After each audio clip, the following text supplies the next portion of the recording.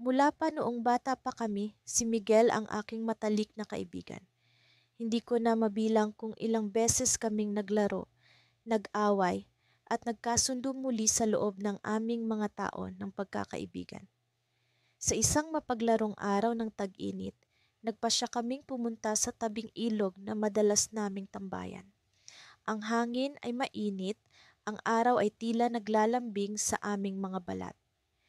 Habang naglalakad kami, hindi ko maiwasang mapansin ang kakaibang mga bula na lumilitaw sa ibabaw ng tubig ng ilog. Miguel, tingnan mo iyon, sabi ko, sabay turo sa mga bula na tila sumasayaw sa agos ng ilog. Hala, parang galing sa ilalim, sagot ni Miguel, his eyes wide with curiosity. Nagsimula kaming sumunod sa mga bula na parang mga batang sinisilaw ng isang misteryosong bagay. Ang ilog ay nagdala sa amin patungo sa isang bahagi na hindi pa namin nakikita dati. Sa dulo ng agos, nakita namin ang isang maliit na lungga na tila nagtatago sa lilim ng mga puno. Ang mga bula ay nagmumula sa loob nito at ang aming mga puso ay nagsimulang magtibok sa excitement at kaba. Hindi ba't ito'y medyo nakakatakot? Tanong ni Miguel, ngunit ako ay nakangiti, puno ng adrenaline. Oo, pero hindi ba't ito ang pinakamasayang bahagi? Sagot ko, habang hinawakan ng kamay niya. Pumasok kami sa loob ng lungga. Ang dilim ay naglalambong sa aming paligid. Ang amoy ng lupa ay nakakapagpakiliti sa aming mga ilong as ang mga tunog ng kalikasan ay unti-unting nagiging tahimik habang papalalim kami. Ang mga pader ng lungga ay tila kumikislap at ang mga bula ay patuloy na lumilitaw, nagpapalitaw ng mga katanungan sa aming mga isip. Miguel, ano kaya ang nasa dulo nito? Tanong ko habang patuloy kaming naglalakad. Ang ilaw mula sa aming mga flashlight ay naglalaro sa mga pader. Siguro naman hindi ito katulad ng mga kwento ni Lola, sagot ni Miguel, tumatawa ng bahagya ngunit may halong takot sa kanyang boses. Habang lumalalim kami sa lungga, naramdaman ko ang kakaibang lamig na tila bumabalot sa akin. Ang mga bula ay unti-unting nagiging mas makapal na parang may isang bagay na naglalabas ng mga ito sa loob ng lungga. Biglang narinig namin ang tunog ng tubig na tila bumubuhos mula sa isang hindi nakikitang pinagmulan. Hala, ano iyon? Sabi ni Miguel, halos bumagsak ang flashlight mula sa kanyang kamay. Napahinto kami sa aming paglalakad. Ang aming mga mata ay naglalaban sa dilim upang maghanap ng sagot.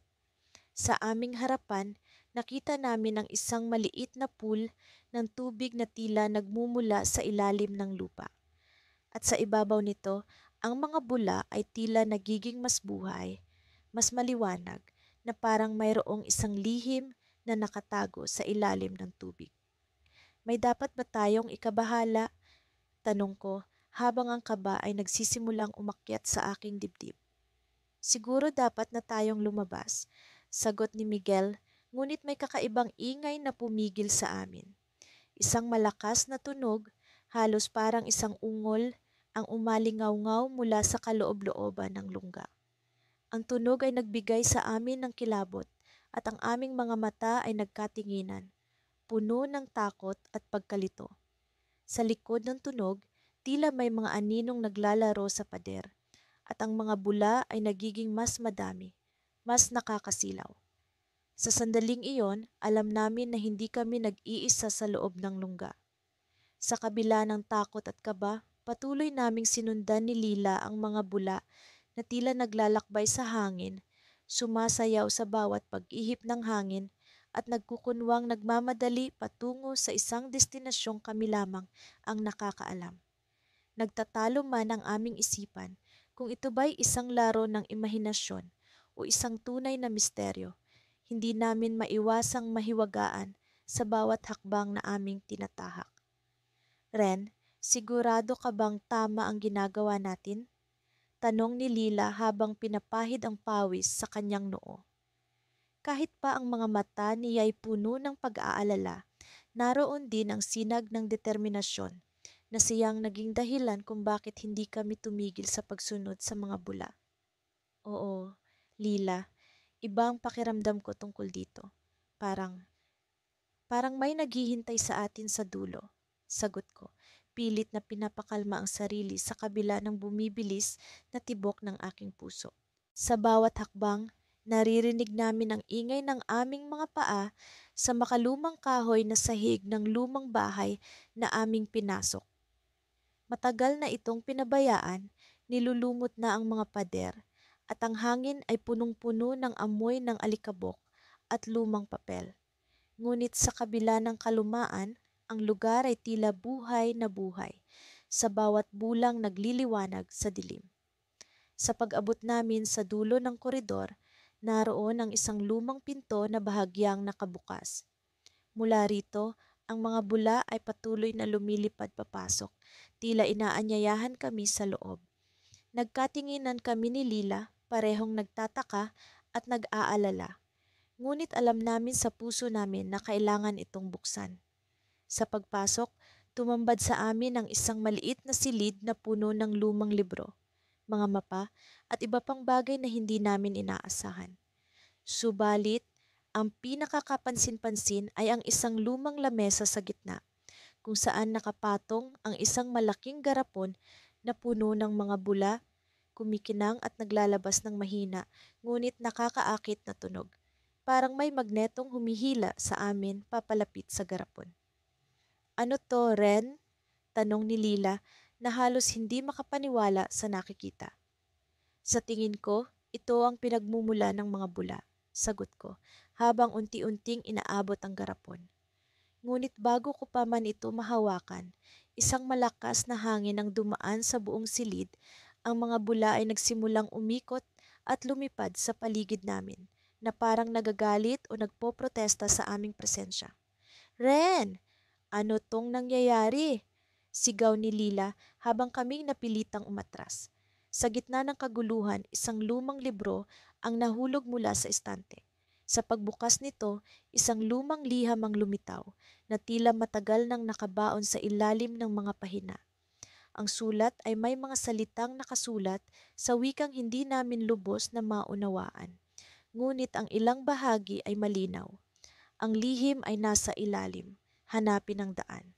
Hindi namin alam kung ano ang ibig sabihin nito, ngunit naisip namin na ito'y may kinalaman sa mga bula at ang misteryosong silid na ito. Sa aming kabilaang pag-iisip, nagdesisyon kaming hanapin ang daang sinasabi sa liham. Sa pag-aakalang may lihim na lagusan sa ilalim ng silid, nagsimula kaming maghanap ng kung anumang pahiwatig o palatandaan. Habang patuloy ang aming paghahanap, napansin ni Lila ang isang bahagi ng sahig na tila mas bago kaysa sa iba. Ren, tingnan mo to, sabi niya habang tinuturo ang sahig. Napababa kami at sinubukang tanggalin ang kahoy na panel. Sa aming pagkagulat, ito'y bumukas at nagpakita ng isang madilim na lagusan pababa. Ang daan na ito ay tila nababalot ng misteryo at panganib, ngunit kami puno ng pananabik at pangamba.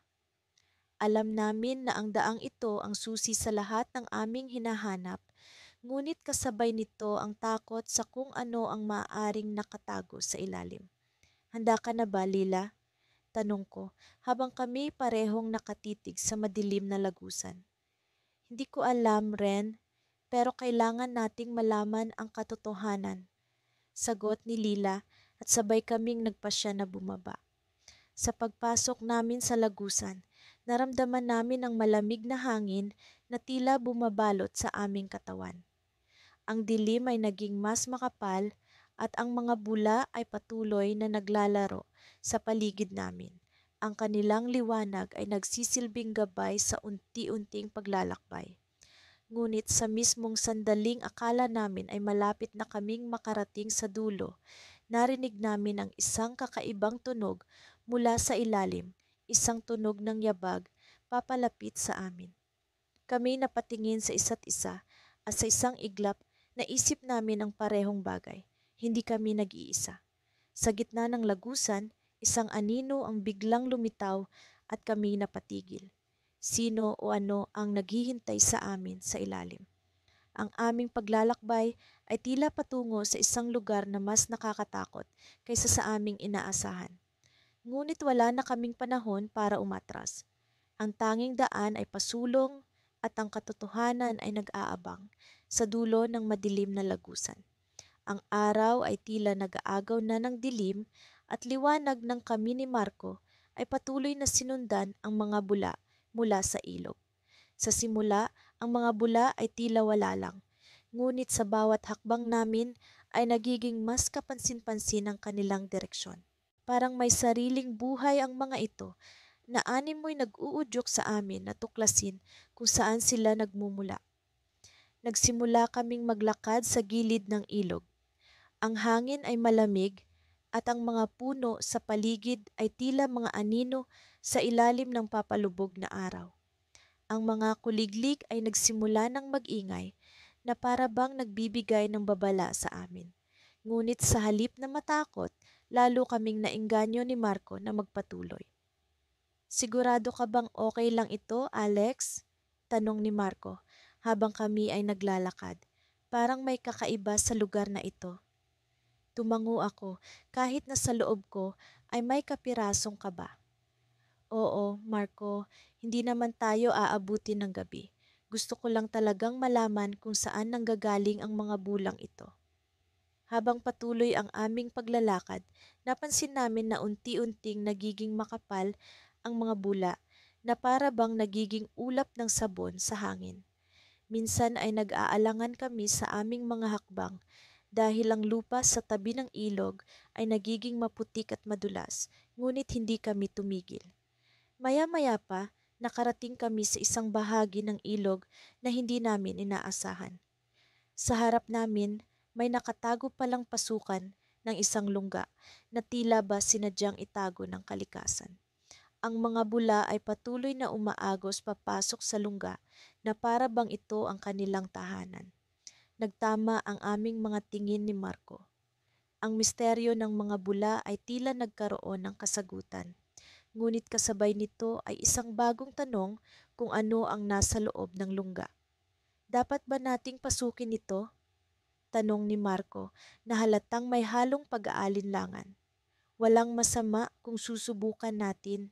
Sagot ko, pilit na sinasalungat ang kaba sa aking dibdib. Baka ito na ang pagkakataon nating makakita ng isang bagay na hindi pa natin nakikita. Nagpasya kaming pumasok, dahan-dahan naming tinahak ang madilim na pasukan. Ang loob ng lungga ay malamig at ang hangin ay may kakaibang amoy ng lumang kahoy at lupa. Ang liwanag mula sa labas ay unti-unting nawala at ang tanging tanglaw namin ay ang mga bula na patuloy na nagliliwanag sa dilim. Sa loob ng lungga naramdaman ko ang kakaibang kilabot sa aking balikat. Ang bawat hakbang ay may kasamang alingaungaw na para bang may nagmamasid sa amin. Ngunit patuloy kami sa paglakad, patuloy na sinundan ng landas ng mga bula.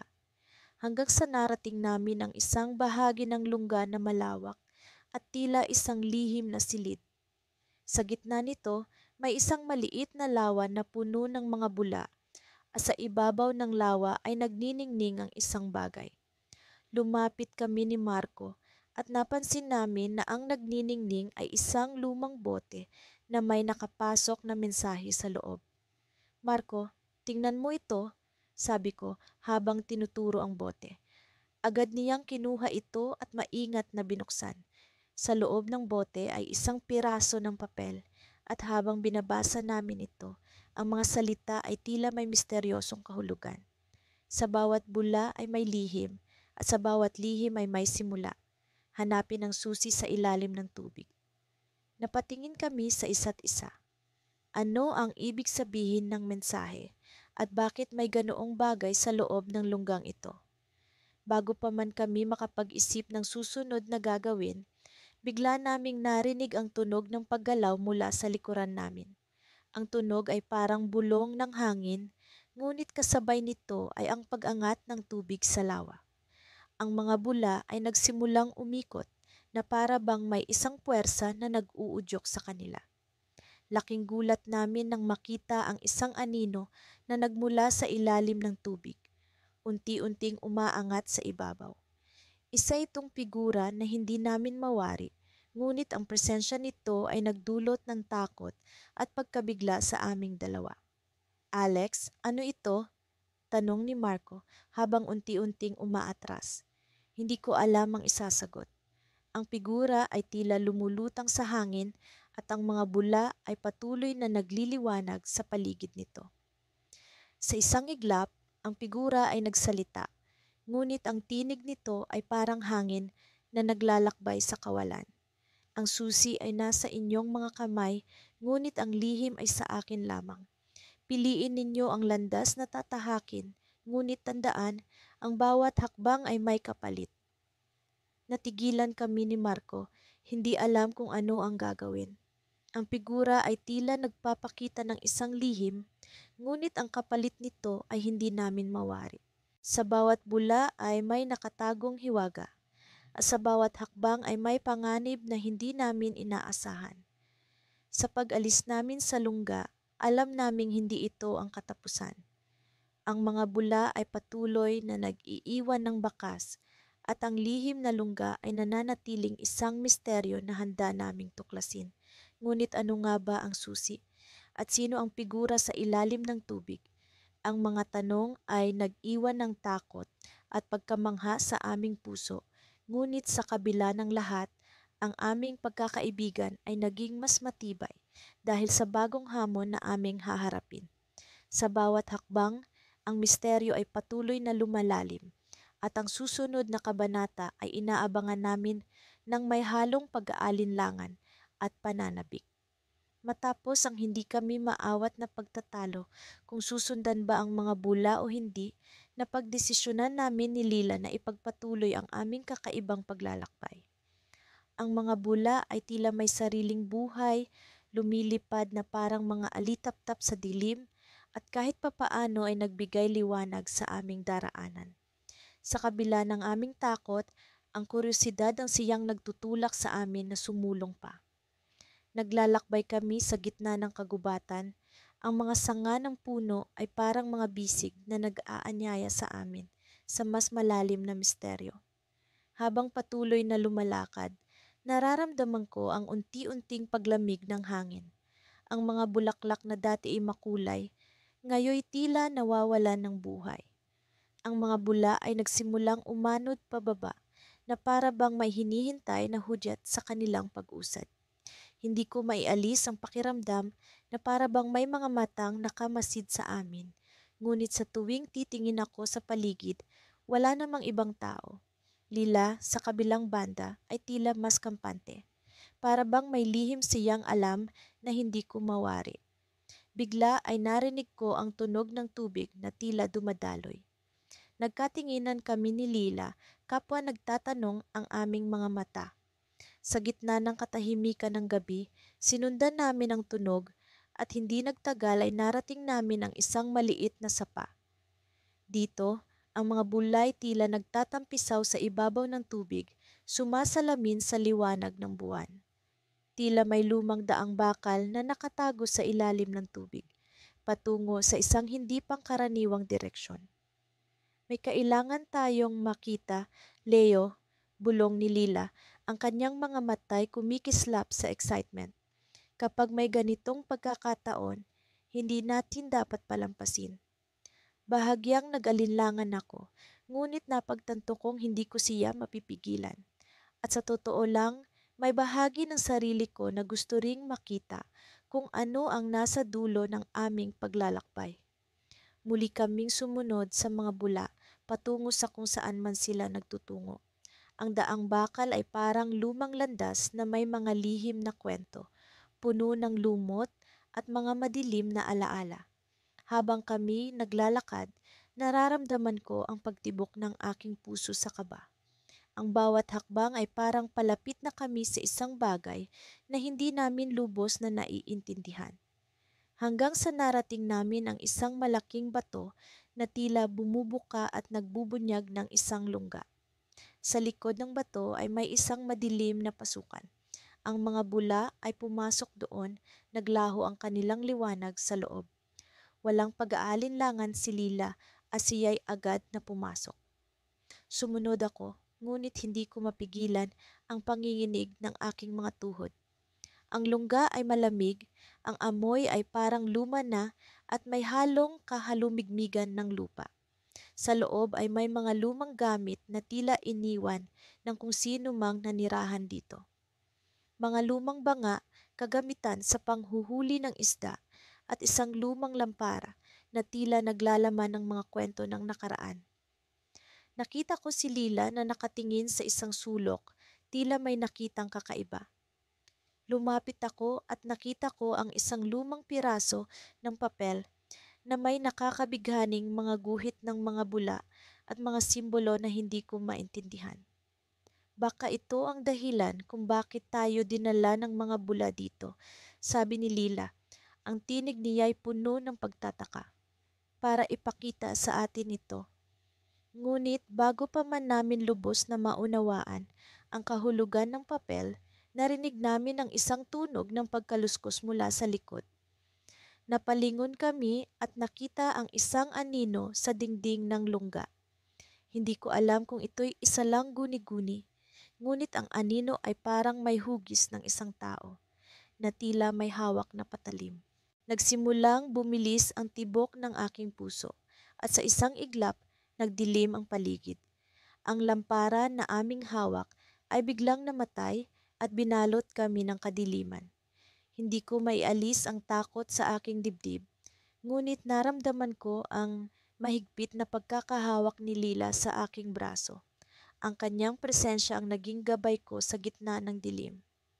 Sa aming pagkamangha, biglang bumalik ang liwanag, ngunit hindi na kami nasa loob ng lungga. Kami nasa gitna ng isang kakaibang lugar, puno ng mga puno na hindi namin nakikita dati. Ang mga bula ay nagliparan muli, ngunit ngayon, hindi na sila umaago sa iisang direksyon. Parang gusto nilang ipakita sa amin ang mas malawak na mundo na puno ng mga misteryo at lihim. At doon ko napagtanto ang isang bagay na hindi ko inaasahan. Ang papel na hawak ni Lila ay hindi lang basta mapa. Ito ay isang piraso ng palaisipan na kailangan pa naming tuklasin. Ngunit ang tanong, handa na ba kaming tuklasin ang mas malalim pang lihim na nasa likod ng mga bula? Muli kaming nagkatinginan ni Lila at sa aming mga matay naroon ang parehong tanong. Ano nga ba ang tunay na lihim ng lungga? At sino ang anino na nagmamay-ari ng misteryo? Ang mga bula ay patuloy na umaakyat mula sa ilalim ng ilog. Tila inaakit kami papunta sa isang lihim na hindi pa namin natutuklasan. Si Lila at ako ay naglakad sa kahabaan ng gilid ng tubig. Ang aming mga paay nalulubog sa malamig na putik habang sinusundan namin ang misteryosong landas ng mga bula. Ang araw ay unti-unting lumulubog at ang kulay kahel na sinag nito'y naglalaro sa ibabaw ng tubig, nagbibigay ng kakaibang liwanag sa aming daan. Pakiramdam ko'y malapit na tayo, sabi ni Lila, ang kanyang mga matay kumikislap sa pananabik. Tulad ko, siya rin ay hindi mapakali sa kung ano ang maaring matuklasan namin. Bata pa kami, ngunit sa aming puso'y may masidhing pagnanasa para sa paglalakbay at pagtuklas ng mga bagay na hindi pangkaraniwan. Habang patuloy kaming naglalakad, napansin kong unti-unting lumalalim ang ilog. Ang mga bula ay naging mas madalas, mas malalaki at tila nagmumula sa isang tiyak na lugar. Kami nagpalitan ng tingin ni Lila at walang salitang nagkasundo na sundan ang pinagmumulan nito. Ano kaya ang nasa ilalim? Tanong ko, binasag ang katahimikan. Sa isip ko'y bumabalik ang mga kwento ng mga matatanda, mga bangis na nilalang sa ilalim ng tubig, mga lihim na lungga kung saan nagtatago ang kayamanan o kaya'y mga nawawalang tao. Malalaman natin, sagot ni Lila, ang kanyang tinig puno ng determinasyon. Kami nagpatuloy, sinusundan ang mga bula na tila nagiging gabay namin sa isang hindi pa natutuklasang mundo. Di nagtagal, narating namin ang isang bahagi ng ilog na tila ba hindi karaniwang pook. Ang tubig ay nagiging mas malinaw at sa ilalim nito nakita namin ang isang butas na tila ba bumubuga ng mga bula. Ang paligid nito'y napapalibutan ng mga bato na parang isang lihim na pintuan sa ilalim ng tubig. Ang aming mga puso'y nagumapaw sa kaguluhan at kaba habang kami naglakad palapit. Tara, tingnan natin, bulong ni Lila, halos hindi ko siya marinig dahil sa ingay ng tubig na dumadaloy. Kami nagsimulang lumusong sa tubig. Ang lamig nito'y nagpapatayo ng aking balahibo sa katawan. Nag-ingat kami sa bawat hakbang, sinisigurong ang bawat galaw ay hindi makagagawa ng ingay na maaring makagising sa kung anuman ang naroroon. Habang kami ay lumalapit, napansin ko ang kakaibang detalye ng mga bato sa paligid ng butas. May mga ukit ito, mga simbolo at mga anyo na hindi ko pa nakikita. Parang isang sinaunang inskripsyon, isang lihim na wika na nagsasabi ng mga kwento mula sa nakaraan. Si Lila na mas mapusok sa aming dalawa ay umabot sa isa sa mga bato at sinubukang ipahid ang putik na nakatakip sa ukit. Parang may mensahe, sabi niya, ang kanyang mga matay nagliliwanag sa kamangha-manghang na diskubre.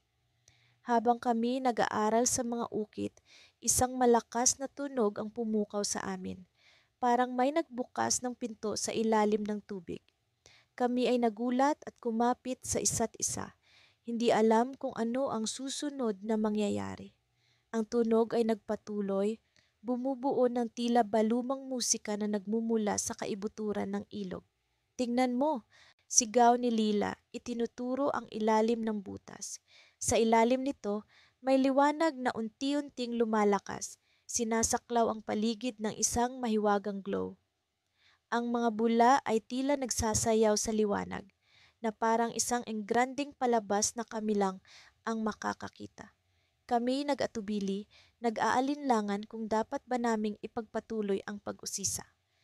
Ngunit sa aming mga puso'y may puwersang nagtutulak sa amin na tuklasin ang lihim na ito. Kami nagpalitan ng tingin, alam sa aming mga mata ang iisang desisyon. Bago pa kami makagawa ng susunod na hakbang, ang liwanag ay nag-iba ng kulay. Mula sa puti naging bughaw at sa gitna nito'y may anyo na unti-unting lumitaw. Sa una, hindi namin ito maaninag. Ngunit habang kami nakatingin, unti-unting nagkakaroon ng hugis ang anyo. Isang tao, tila ba nakalutang sa gitna ng liwanag. Kami napaatras, natatakot ngunit hindi makaalis sa aming kinalalagyan. Ang anyo ay nagpakita ng mukha, isang bata, na tila ba lumang larawan ng kung sino man ang naroroon. Ang kanyang mga mata ay nagbigay ng kakaibang pakiramdam, parang may sinasabi, may gustong ipahatid. Siya ba'y nawawala? Tanong ni Lila, ang kanyang tinig puno ng kaba at pag-aalala. Bago pa kami makasagot, ang anyo ay ngumiti sa amin. Isang ngiti na puno ng misteryo at lihim.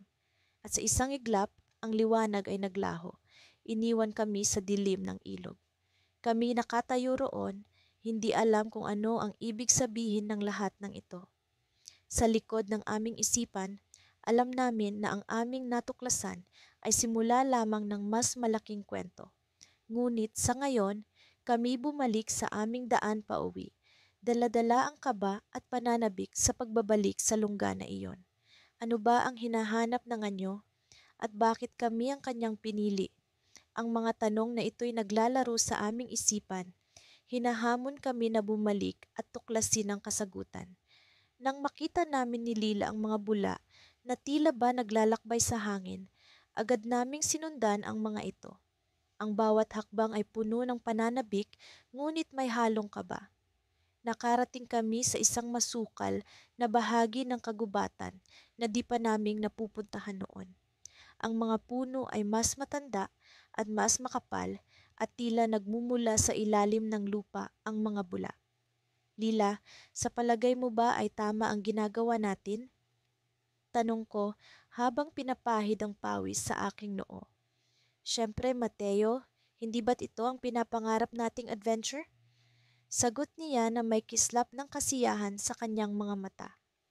Habang papalapit kami sa pinagmumula ng mga bula, naramdaman kong lumalakas ang tibok ng aking puso.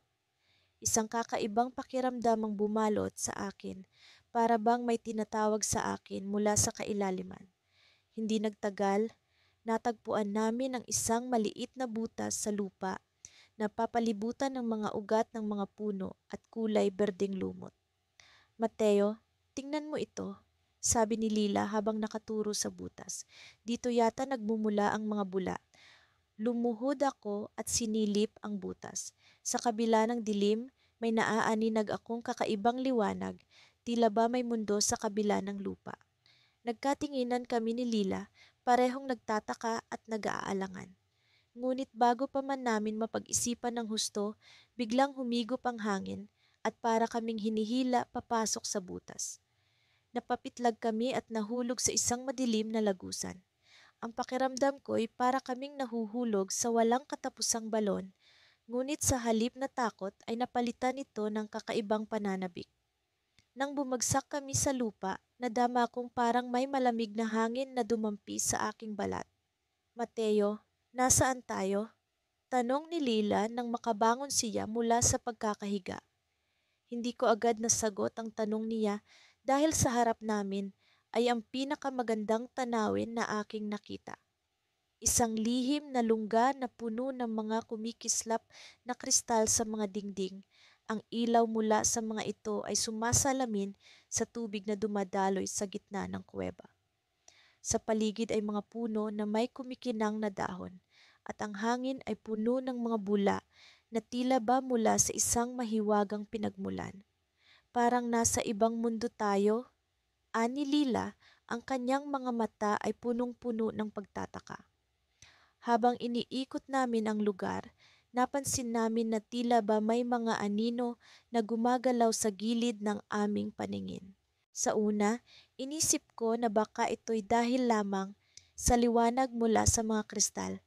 Ngunit habang tumatagal, unti-unti kong napagtanto na hindi kami nag-iisa.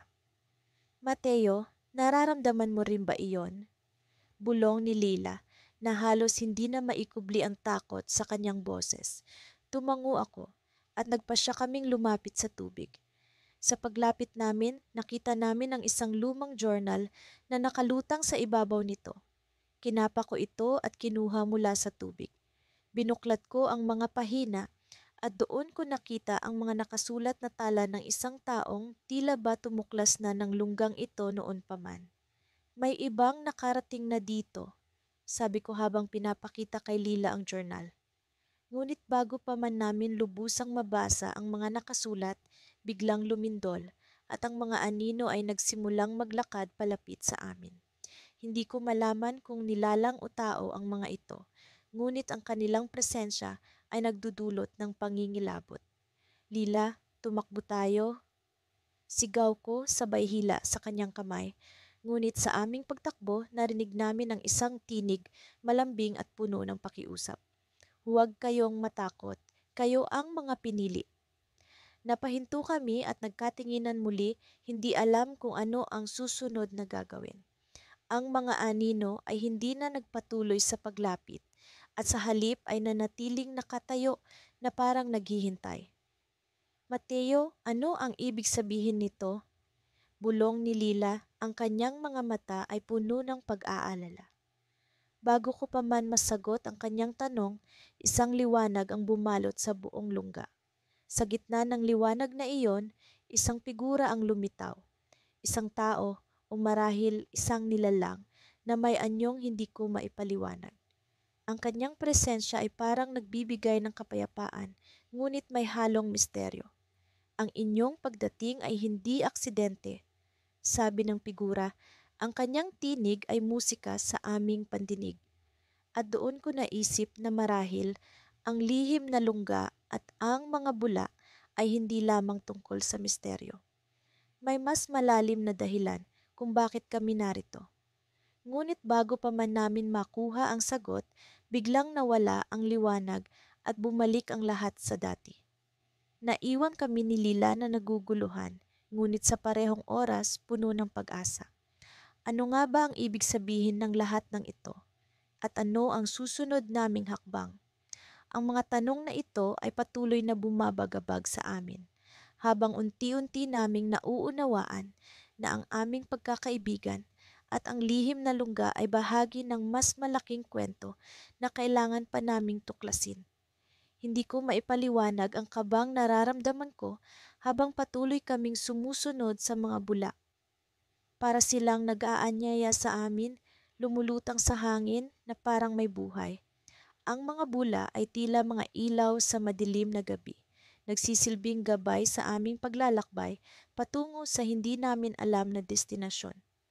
Sa bawat hakbang, ang kaba sa aking dibdib ay lalong tumitindi, ngunit hindi ko maiwasang makaramdam ng kakaibang pag-asa.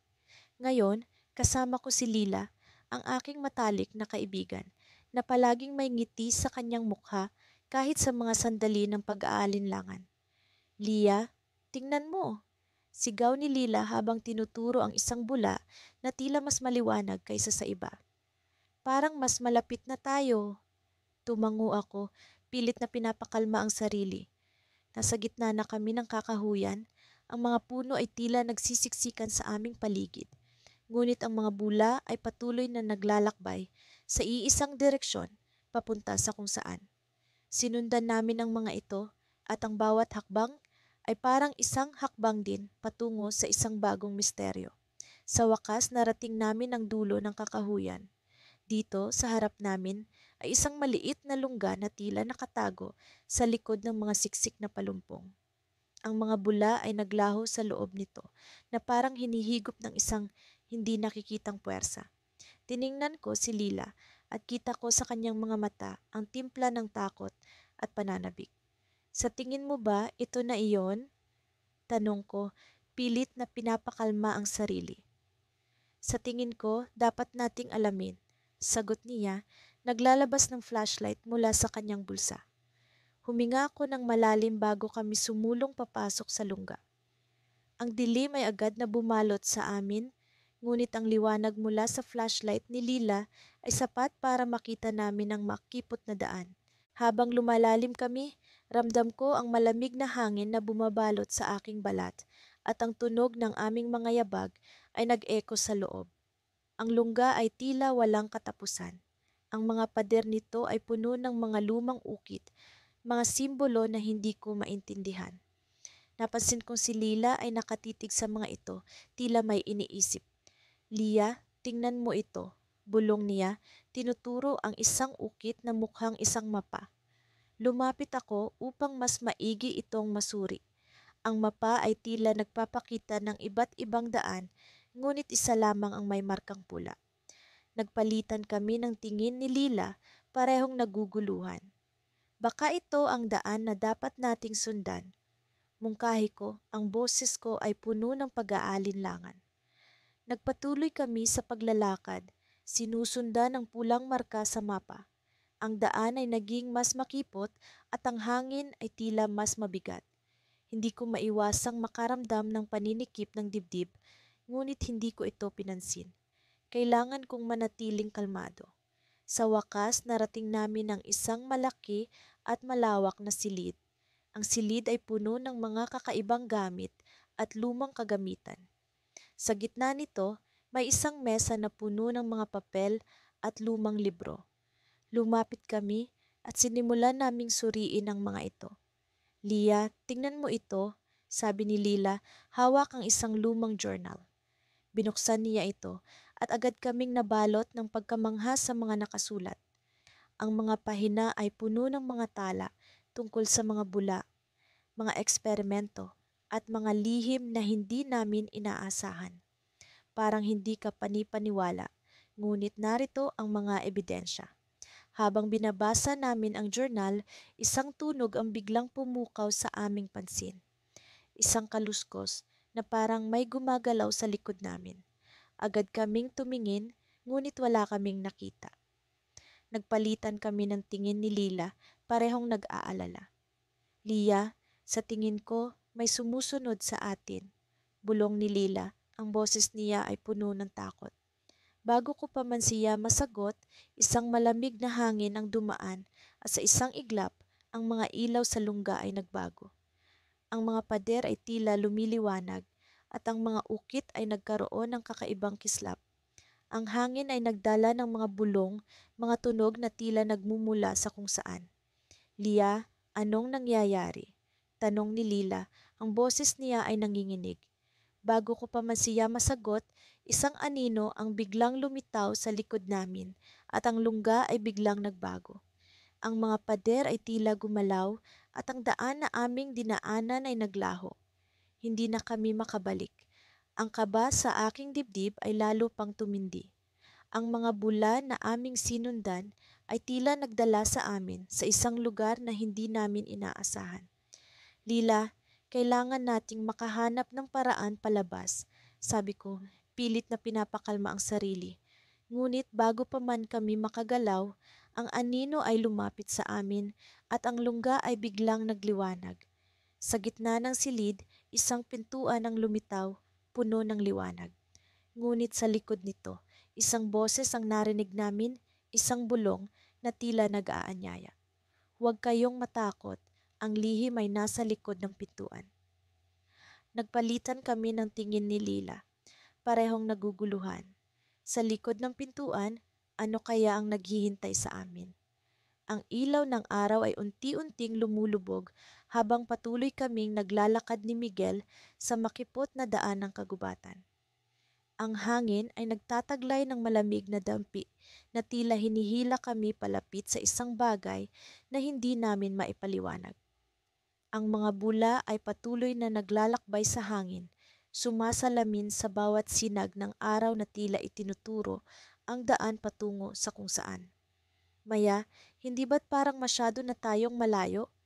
Bulong ni Miguel habang pinapanood ang mga bula na naglalaro sa hangin. Naramdaman ko ang bahagyang panginginig sa kanyang boses, ngunit ang kuryosidad ay naghatid sa amin dito at wala nang balikan. "Oo, pero ramdam ko na malapit na tayo. Parang may kakaibang enerhiya na humihila sa atin." Tugon ko habang pinagmamasdan ng paligid. Ang mga puno ay tila nagiging mas malalaki. Ang kanilang mga sangay bumubuo ng isang natural na arko na tila pumaprotekta sa isang lihim. Sa aming paglalakad, bigla kaming nakarinig ng tunog ng mga tila nag-uumpugang bato. Para kaming sinisilaw ng isang liwanag na nagmumula sa ilalim ng lupa. Nang kami lumapit, nakita namin ang isang maliit na bunganga sa lupa kung saan nagmumula ang mga bula na sinusundan namin. Para itong isang portal, isang pinto patungo sa isang mundo na puno ng misteryo. "Maya, ano sa tingin mo ito?"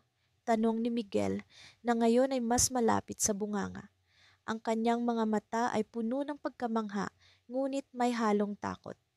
"Hindi ko alam, pero kailangan natin itong tingnan," sagot ko, puno ng determinasyon. Ang bunganga ay tila humihiling na kami pumasok, at sa kabila ng takot, ang aking kuryosidad ang nagdala sa akin sa gilid nito. Dahan-dahan, ako'y pumasok at naramdaman ko ang malamig na hangin na bumalot sa akin. Si Miguel ay nasa likuran ko. Ang kanyang hakbang ay puno ng pag-aalinlangan, ngunit hindi siya bumitiw. Ang loob ng lungga ay madilim, ngunit sa kabila nito, may mga liwanag mula sa mga kristal na nakabaon sa pader, nagkikislapan sa bawat paghinga ng hangin. Habang kami ay patuloy na naglalakad, narinig namin ang tunog ng tubig na dumadaloy sa ilalim ng lupa. Ang mga bula ay nagmumula sa isang maliit na batis na puno ng mga kakaibang halaman. Ang mga dahon ay tila nagkukulay asul at berde, sumasalamin sa liwanag na nagmumula sa mga kristal. "Maya, tingnan mo ito," tawag ni Miguel habang tinuturo ang isang inskripsyon sa pader ng lungga. Ang mga simbolo ay tila sinauna, puno ng mga lihim na hindi namin maintindihan. Nagsimula kaming mag-explore, hinahanap ang kahulugan ng mga simbolo. Sa bawat paghipo namin, naramdaman namin ang pag-vibrate ng mga pader, isang tanda na may buhay ang lungga at may nais itong iparating sa amin. "Miguel, may pakiramdam ako na may koneksyon ang mga simbolo sa mga bula," sabi ko habang sinusubukan kong maunawaan ang kanilang kahulugan. Ang aming mga matay nagtagpo at parehas naming naramdaman ang kagustuhan na tuklasin pa ang lihim. Habang patuloy ang aming pag-iimbestiga, naramdaman ko ang bahagyang pagyanig ng lupa. Nagsimula kaming magpanik, hindi alam kung ano ang nagtitrigger ng paggalaw. Maya, kailangan na nating umalis, hindi na maganda ang pakiramdam ko, sigaw ni Miguel. Ang kanyang boses ay puno ng pag-aalala. Ngunit bago pa man kami makalabas, isang bahagi ng pader ang unti-unting bumukas, nagbubunyag ng isang daan patungo sa mas malalim na bahagi ng lungga. Isang misteryosong liwanag ang lumitaw mula sa likod ng pader, tila inaanyayahan kami na pumasok. Miguel, tingin ko kailangan natin itong tingnan, sabi ko. Ang aking kuryosidad ay hindi mapigilan kahit pa ang takot ay nagbabanta. Nagkatinginan kami ni Miguel at sa aming mga mata, alam naming pareho na hindi kami maaaring umurong. Pumasok kami sa loob at ang tanawin na bumungad sa amin ay hindi namin inaasahan. Isang malawak na kwarto na puno ng mga lumang kagamitan, mga libro na tila napakatagal nang iniwan. Sa gitna ng kwarto, isang malaking mapa ang nakabukas, puno ng mga marka na tila nag-uugnay sa iba't ibang bahagi ng mundo. Maya, ano sa tingin mo ang ibig sabihin nito? Tanong ni Miguel habang tinuturo ang isang puok sa mapa na may pulang marka. Bago pa man ako makasagot, narinig namin ang isang tunog ng mga yapak mula sa likuran. Kami nagulat at sa paglingon namin, isang matandang lalaki ang nakatayo. Ang kanyang mukha ay puno ng mga lihim, ngunit may ngiti na tila nagpapakita ng kasiyahan sa aming presensya. Welcome sa aking lihim na lungga, sabi niya. Ang kanyang boses ay puno ng misteryo. Matagal ko nang hinihintay ang mga magagaling na kabataan na makakatuklas nito. Kami natigilan, hindi alam kung paano magre-react. Ang kanyang presensya ay nagbibigay ng kakaibang pakiramdam, tila isang pahiwatig ng mas malaking lihim na naghihintay na matuklasan. Ang kuryosidad ay patuloy na humihila sa amin, ngunit sa likod nito, ang takot ay nagbabanta sa aming mga puso. Ano ang ibig sabihin ng matandang lalaki? Paano niya alam na darating kami? Ang mga tanong ay lumipad sa aming isipan at sa kabila ng aming pag-aalinlangan, ang susunod na hakbang ay tila nakatakda na sa amin. Nang gabing iyon, matapos ang aming kakaibang karanasan sa ilalim ng lupa, nagpasya kaming i-record ang mga natuklasan. Nagtipon kami sa kwarto ni Miguel, ang pinakamalapit na kaibigan ko, na puno ng mga mapa, libro at iba pang kagamitan na ginagamit namin sa aming mga pakikipagsapalaran. Sa kabila ng takot, may kakaibang kasiyahan akong nadarama sa bawat pag-alala sa mga nangyari. Mateo, ano nga bang nakita natin doon? Tanong ni Miguel habang inilalatag ang isang malaking mapa sa sahig. Nakita ko ang sinundan naming mga bula na gumagalaw sa tubig ng ilog, na tila may sariling isip. Nag-ugat ang lahat mula sa simpleng laro, ngunit ang mga bula ay tila nagtuturo sa amin ng isang bagay na higit pa sa inaasahan. Sa ilalim ng lupa ng aming bayan, natagpuan namin ang isang lihim na daanan kung saan ang mga dingding ay puno ng misteryosong ukit at simbolo. Hindi ko pa rin maipaliwanag, sagot ko. Natatandaan mo ba ang mga simbolo? Para bang may kwento sila, ngunit hindi natin lubos na nauunawaan. Napatitig si Miguel sa akin, ang mga mata niya ay puno ng kuryosidad at pag-aalala. Mateo, sa tingin mo ba may kinalaman ito sa mga alamat na sinasabi ng matandang si Mang Isko? Bumalik sa akin ang alaala ng matandang manghahabi na madalas kaming kwentuhan ng mga lumang alamat. Isa sa mga kwento niya ay tungkol sa isang lihim na lungga na puno ng kayamanang hindi materyal kundi kaalaman. Nagpatuloy kami sa aming debate, sinusuri ang bawat detalye ng aming paglalakbay. Sa bawat hakbang, sa bawat pagliko, may kakaibang damdamin na bumabalot sa akin. Isang pakiramdam ng hindi maipaliwanag na koneksyon sa lugar na iyon. Miguel, pakiramdam ko parang hindi tayo nag-iisa doon. Parang may mga mata na nakamasid sa atin. Hindi ko alam kung ito'y epekto lamang ng takot o talagang may kakaiba kaming naranasan. Sa gitna ng aming usapan, may kumatok sa pinto. Si Lara, isa rin sa aming kaibigang malapit, ay pumasok na may bitbit na lumang aklat. Nakita ko ito sa lumang aklatan ng lola ko. Sabi niya habang inilalatag ang aklat sa mesa. May bahagi dito na parang katulad ng mga simbolo na nakita natin. Agad kaming nagtipon sa paligid ng mesa, sinisiyasat ang bawat pahina ng aklat. Nakapaloob dito ang mga larawan ng ukit na halos kapareho ng nasa lihim na lungga. Ito na nga, bulalas ni Miguel. Parang ito ang susi sa mga misteryo natin. Habang binabasa ni Lara ang ilang bahagi ng aklat, napansin ko ang isang pahina na may larawan ng isang pinto. Teka, sabi ko, parang nakita natin ito doon sa lungga. Bumalik ang alaala ng pinto na may kakaibang disenyo na tila may lihim na itinatago. Sa aming pagsusuri, napagtanto namin na ang mga simbolo sa pinto ay parang isang uri ng puzzle na dapat lutasin. Kailangan nating bumalik, mungkahi ni Lara. May pakiramdam ako na may mahalaga tayong matutuklasan sa likod ng pinto na iyon. Ngunit bago pa man kami makapagdesisyon, naramdaman ko ang pag-vibrate ng aking cellphone. May mensahe galing sa hindi kilalang numero. Mateo, huwag niyo nang balikan ang lungga. Mapanganib, ang pinto ay hindi dapat buksan.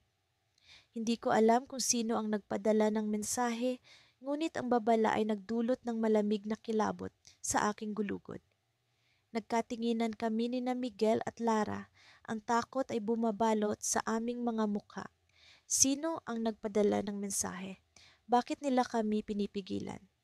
Sa kabila ng babala, may bahagi sa akin na nag-uudyok na ipagpatuloy ang aming pagsasaliksik. Minsan, ang daan patungo sa kaalaman ay puno ng panganib, ngunit ito rin ang daan patungo sa katotohanan. Sa wakas, nagpasya kami na balikan ng lungga. Ngunit sa paglabas namin ng bahay ni Miguel, naramdaman kong parang may anino na sumusunod sa amin. Hindi ko alam kung ito'y bunga lamang ng aking imahinasyon o may tunay na panganib na nakaamba. Ngunit isang bagay ang tiyak. Sa lungga, sa likod ng pinto, nakatago ang mga sagot na hinahanap namin. At sa paglalakbay na ito, hindi lamang ang misteryo ang aming haharapin, kundi pati na rin ang lihim na maaaring magbago sa aming pagkakaibigan at sa aming buhay. Habang naglalakad kami patungo sa ilog, ang gabi ni tila nagtatago ng mga lihim sa dilim. Ang hangin ay malamig at ang mga bulong ng hangin ay tila may isinasalaysay na kwento. Ang mga bula sa ilog ay muling lumitaw, parang mga gabay na nagtuturo sa amin sa lihim na daan. Ngunit sa likod ng bawat hakbang, sa likod ng bawat lihim na natutuklasan, isang mas malaking tanong ang bumabalot sa amin. Ano nga ba ang nasa likod ng pinto at bakit ito ipinagbabawal? Sa puntong iyon, isang hindi inaasahang pangyayari ang naganap. Isang kakaibang liwanag ang lumitaw sa tubig at ang mga bula ay biglang nagbago ng direksyon. Sa kabila ng aming takot, alam naming kailangan naming sundan ang sinag ng liwanag. Ngunit sa bawat hakbang palapit, ang pakiramdam ng panganib ay lalong tumitindi at ang misteryo ay lalong bumibigat. At doon, sa gilid ng ilog, sa ilalim ng malamlam na liwanag ng buwan, isang matinding damdamin ang bumalot sa akin. Ang kwentong ito ay hindi lamang tungkol sa mga bula at sa lihim na lungga. Ito'y tungkol sa amin, sa pagkakaibigan, sa katapangan, at sa pagsulong sa kabila ng takot. Ngunit sa dulo ng aming paglalakbay, ang tunay na tanong ay nananatili. Handa na ba kami sa kung ano ang matutuklasan sa likod ng pinto? Napadilat ako sa liwanag ng araw na dumaan sa mga dahon ng puno. Ang mga sinag ay tila mga daliri na naglalambing sa aking mga mata. Sa gilid ko ay si Miko, tahimik na nakaupo sa damuhan, Hawak ang isang piraso ng papel na may mga guhit ng mapa. Napangiti ako sa kahalagahan nito sa aming paglalakbay. Sino ang mag-aakala na ang simpleng hilig namin sa mga bula ay magdadala sa amin sa ganitong kakaibang paglalakbay? Miko, tingnan mo ang mga bulang iyon. Bulong ko habang tinuturo ang mga bula na palutang-lutang sa hangin. Ang mga bula, dati ay mistulang pangkaraniwang laro lamang, ay ngayon ay tila mga gabay sa isang lihim na hindi namin inaasahang matutuklasan. Nagsimula ang lahat nang masumpungan namin ang isang kakaibang bula na hindi madaling pumutok. Hinabol namin ito, nagtatakbuhan sa parang, at natuklasan na mayroon itong direksyon. Ang bawat bulang aming sinundan ay nagdala sa amin sa iba't ibang lugar, sa lumang tulay, sa gilid ng ilog, at ngayon sa gilid ng isang masukal na gubat. Nakikita mo ba yan? Tanong ni Miko. Ang kanyang mga mata ay punong-puno ng pananabik. Parang may kakaibang kumikinang sa lupa. Sumunod ako sa direksyon ng kanyang tingin at doon ko nakita ang isang maliit na piraso ng salamin na tila ba nagtago sa ilalim ng mga dahon. Kunin ko ito at napansin ko ang simbolo ng isang bula na nakaukit sa salamin. Nagtataka ako kung ano ang ibig sabihin nito. Para sa'yo yan, sabi ni Miko habang iniaabot sa akin ang salamin. Naramdaman ko ang excitement habang tinitingnan ito. Siguro ito ang susi sa lihim na lungga. Nagpatuloy kami sa paglalakad, sinusundan ng mga bula na patuloy na nagtuturo sa amin ng daan. Habang patuloy kami sa paglalakbay, naramdaman ko ang pagbilis ng tibok ng aking dibdib, ang adrenaline na naguudyok sa akin na magpatuloy. Pagkatapos ng ilang oras na paglalakad, narating namin ang isang bahagi ng gubat na tila ba hindi pa nadadaanan ng tao. Ang mga puno dito ay mas madilim ang kulay, ang hangin ay mas malamig. Napansin namin ang isang maliit na lagusan na natatakpan ng mga lumot at dahon. Kailangan natin pumasok, sabi ni Miko habang nag-aalangan. Baka ito na ang hinahanap natin. Inalis namin ang mga nakaharang na dahon at lumot at unti-unti kaming pumasok sa lagusan. Sa loob, ang liwanag ay halos hindi makita, ngunit ang mga bula ay patuloy na naglalakbay. Tila ba naglalabas ng sarili nilang liwanag. Habang patuloy kami sa paglalakad sa makipot na lagusan, naririnig namin ang tunog ng tubig na tila dumadaloy. Ang amoy ng lupa at lumot ay mas nagiging matindi at ang bawat hakbang ay nagdadala sa amin sa mas malalim na bahagi ng lungga.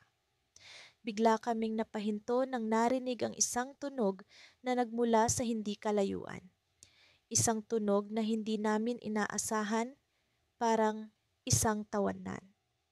Sino ang maaring nandoon sa ganoong kalalim na lugar? Miko, narinig mo ba diyan? Tanong ko. Ang boses ko ay halos pabulong. May tao ba o... Oo, narinig ko rin, sagot ni Miko. Ang kanyang mukha ay puno ng pagkabahala. Kailangan nating maging handa. Nagpatuloy kami sa paglalakad. Ang kaninang excitement ay napalitan ng kaba at tensyon. Ang mga bula ay patuloy na lumilipad. Ngunit ang kanilang liwanag ay tila ba mas nagiging mahina habang papalapit kami sa pinagmumulan ng tunog. Pagdating namin sa dulo ng lagusan, nakita namin ang isang kakaibang tanawin. Isang maliit na lawa ang nasa gitna ng lungga. At sa tabi nito ay may mga makukulay na ilaw na bumabalot sa lugar. Sa gitna ng lawa ay may nakatayong maliit na altar at sa ibabaw nito ay ang isang banga na puno ng mga bula. Ngunit ang pinaka nakakagulat ay ang mga taong nakapaligid sa altar. Hindi namin sila kilala, ngunit ang kanilang mga mata ay nakatuon sa amin. Tila ba inaasahan ang aming pagdating. Welcome, sabi ng isa sa kanila. Ang boses ay puno ng misteryo. Naghihintay kami sa inyo. Napalunok kami ni Miko. Ang aming mga puso ay tila ba tumigil sa pagtakbo. Ano ang ibig sabihin nito? Bakit kami inaasahan? Sa likod ng altar, biglang lumitaw ang isang pinto na hindi namin napansin kanina. Ang pinto ay bahagyang nakabukas at sa loob nito ay may liwanag na tumatawag sa amin. Miko, ano ang gagawin natin? Tanong ko, ang kaba ay nagiging mas matindi. Ngumiti siya sa akin. Ang kanyang mga mata ay puno ng determinasyon. Mukhang wala na tayong ibang pagpipilian. Dahan-dahan kaming lumapit sa pinto. Ang bawat hakbang ay tila ba nagdadala sa amin sa isang bagong mundo.